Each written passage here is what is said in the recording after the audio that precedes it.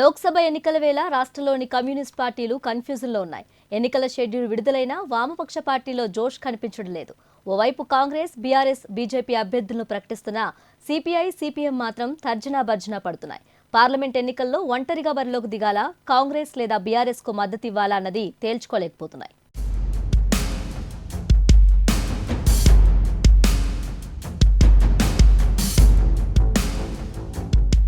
Assembly ఎన్నికల్లో కాంగ్రెస్ తో CPI జతకట్టింది. పొత్తులో భాగంగా దక్కిన కొత్తగూడెం అసెంబ్లీ నియోజకవర్గంలో విజయం సాధించింది. అటు అసెంబ్లీ ఎన్నికల్లో ఒంటరిగా పోటీ చేసిన సిపిఎం ఒక్క సీట్ను గెలవలేదు. లోక్సభ ఎన్నికల్లో ఒక ఎంపీ సీటు ఇవ్వాలని సిపిఐ అడుగుతున్నా కాంగ్రెస్ పట్టించుకోవడం లేదు. అటు గతంలో బీఆర్ఎస్ కు సిపిఎం మిత్రపక్షంగా వ్యవహరించింది. అయితే ఇప్పటికే బీఆర్ఎస్ 17 మంది అభ్యర్థులను ప్రకటించింది. ఈ నేపథ్యంలో సిపిఐ, సిపిఎం ఏ నిర్ణయం తీసుకుంటాయోనన్న చర్చ సర్వత్రా సాగుతుంది.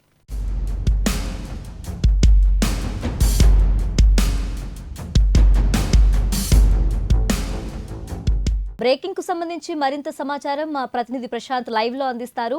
ప్రశాంత్, చెప్పండి, లోక్సభ ఎన్నికల్లో కమ్యూనిస్ట్ పార్టీలు ఏం చేయబోతున్నాయి? ఒంటరిగా పోటీ చేస్తాయా లేక ఇతర రాజకీయ పార్టీలకు మద్దతు ప్రకటిస్తాయా?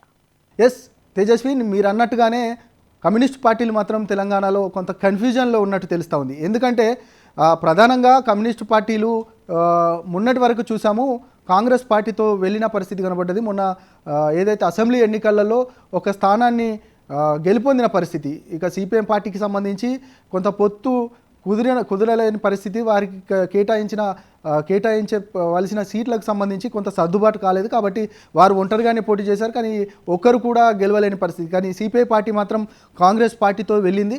కాంగ్రెస్ పార్టీతో వెళ్ళి ఏదైతే ఒక స్థానాన్ని మాత్రం కొత్తగూడెం నుంచి ఒక స్థానాన్ని మాత్రం చేజిక్కించుకున్న పరిస్థితి. మొత్తానికి దేశవ్యాప్తంగా ఇండియా కూటమితో వెళ్తున్నప్పటికీ కూడా తెలంగాణలో మాత్రం కమ్యూనిస్టు పార్టీలు పూర్తిగా ఒక కన్ఫ్యూజన్ వాతావరణాన్ని ఎదుర్కోబోతున్నారు.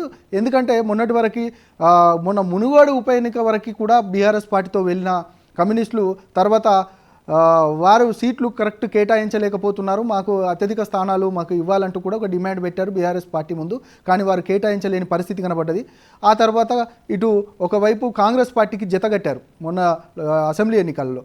కానీ వారికి ఒకే సీటును కేటాయించిన పరిస్థితి కనబడ్డది, వారికి గెలిచారు. కానీ ఇప్పుడు పార్లమెంట్ ఎలక్షన్స్ వస్తూ ఉన్నాయి. ప్రధానంగా 3 పార్టీలకు సంబంధించి ఏదైతే బీజేపీ, అదేవిధంగా బీఆర్ఎస్, అదేవిధంగా కాంగ్రెస్కి సంబంధించి స్థానాలలో అభ్యర్థులను నిలబెట్టి ఎలక్షన్స్కి వెళ్ళబోతున్న సందర్భం కనబడుతుంది. కానీ కమ్యూనిస్టులు మాత్రం ఏ విధంగా ఇటు ఎవరితో వెళ్ళాలి అనే కన్ఫ్యూజన్లో ఉన్నారు. ఇప్పటికే బీఆర్ఎస్ 17 స్థానాలను ప్రకటించారు అభ్యర్థులను.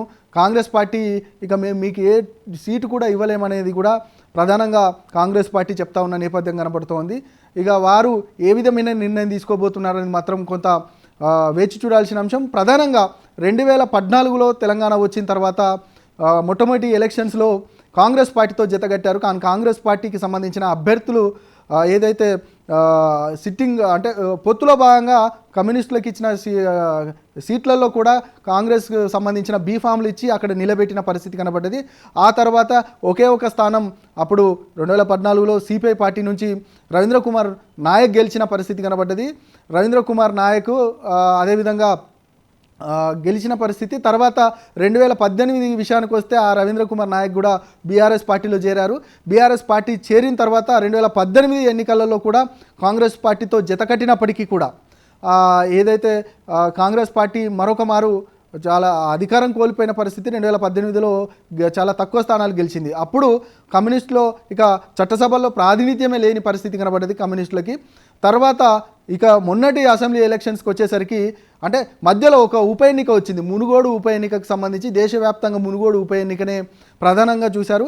ఆ మునుగోడు ఉప ఎన్నికల్లో బీఆర్ఎస్ పార్టీకి మద్దతు ఇచ్చిన పరిస్థితి కనబడ్డది. ఎందుకంటే కాంగ్రెస్ పార్టీకి సంబంధించి ఆ అభ్యర్థికి మద్దతు ఇవ్వాలని కాంగ్రెస్ పార్టీ కమ్యూనిస్టులను కోరినప్పటికీ కూడా ప్రధానంగా ఆ ఉప ఎన్నిక కాంగ్రెస్ పార్టీలో ఉన్న రాజగోపాల్ రెడ్డి బీజేపీలో చేరారు. బీజేపీలో చేరిన తర్వాత ఉప ఎన్నిక వచ్చింది కాబట్టి బీజేపీని అడ్డుకోవాలంటే మాత్రం ఇప్పుడు ప్రస్తుతం ఉన్న బీఆర్ఎస్ పార్టీతోటే వెళ్లాల్సిన పరిస్థితి అనేది కూడా కమ్యూనిస్టులు చెప్పారు. ఆ నేపథ్యంలోనే ప్రధానంగా ఆ ఎన్నికలకు సంబంధించి ఈ కమ్యూనిస్టుల వల్లే అక్కడ బీఆర్ఎస్ పార్టీ గెలిచిందనేది కూడా ప్రధానంగా బీఆర్ఎస్ నాయకులే చెప్పారు. కేసీఆరే ప్రధానంగా చెప్పిన పరిస్థితి కనబడ్డది.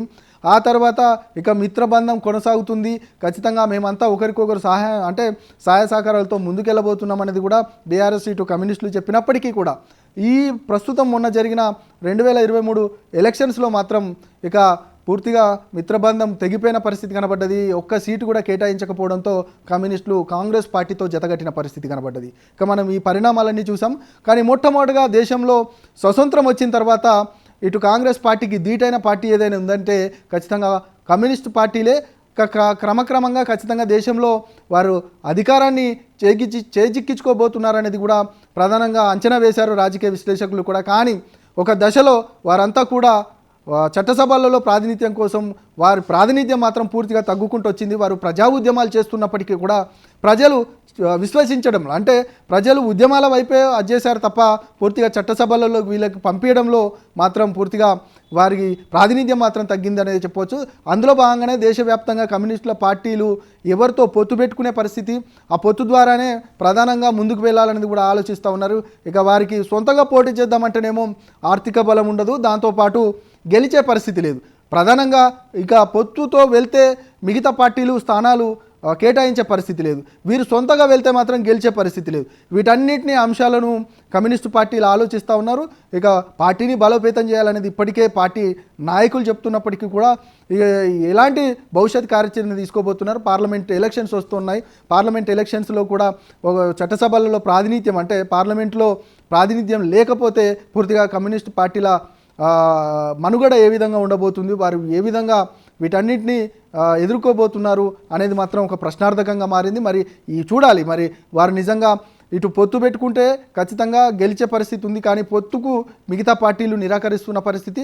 మరొక వైపు వీరు సొంతంగా పోటీ చేస్తే గెలవలేని పరిస్థితి. వీటన్నిటిని ఎట్లా డిఫెండ్ చేసుకోబోతున్నారు, భవిష్యత్ కార్యాచరణ ఎట్లా ఉండబోతుంది కమ్యూనిస్టులకు సంబంధించి, ఈ ఎన్నికలలో ఏ విధంగా ముందుకెళ్ళబోతున్నారు అనేది మాత్రం ఒక పెద్ద సవాల్, ఒక క్వశ్చన్ మార్క్ మాత్రం పూర్తిగా కమ్యూనిస్టు పార్టీల ముందుందనేదే మనం చెప్పొచ్చు తేజస్వి.